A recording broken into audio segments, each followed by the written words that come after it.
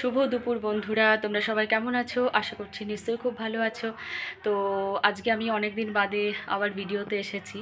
তো আজকে আমি ভীষণ হ্যাপি, কেননা তোমাদের সাথে একটা কথা শেয়ার করতে চাই। তো আমি তো বেশ কিছুদিন যাবৎ ভিডিও বানাচ্ছি। তো আমার প্রথমে মেয়ের নাচের ভিডিও শেয়ার করতাম তোমাদের সাথে, তারপরে আমার ফ্যামিলির যেসব আমি নিত্য দৈনিক যেসব কাজগুলো করি সেগুলো শেয়ার করতাম তোমাদের সাথে। তো আমার কিছুতেই ওয়াচ টাইমটা বাড়ছিল না। তো কি করে আমি ওয়াচ টাইমটা বাড়ালাম আমার, সেটাই তোমাদের সাথে আমি শেয়ার করতে চাই। তো বন্ধুরা, প্রথমে আমি তো ভিডিও বানাতাম, মানে বেশ অল্প ভিডিও বানাতাম, 2-4 মিনিটের।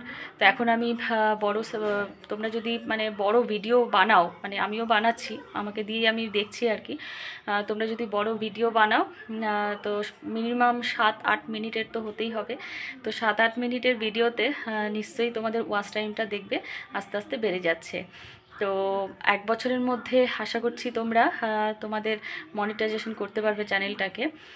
তো যাই হোক, আমাদের ওয়াচ টাইম না বাড়ালে বৃথা চ্যানেল, কিছুই করার থাকে না। তো সেজন্যই আর কি। তো এভাবেই আমি দিচ্ছিলাম আর কি ভিডিওটা। তো 7 মিনিট, 8 মিনিট, 9 মিনিট, 10 মিনিট হলে যত বড় হবে তত বেটার হয় ভিডিও, মানে ভালো হয় ওয়াচ টাইমটা।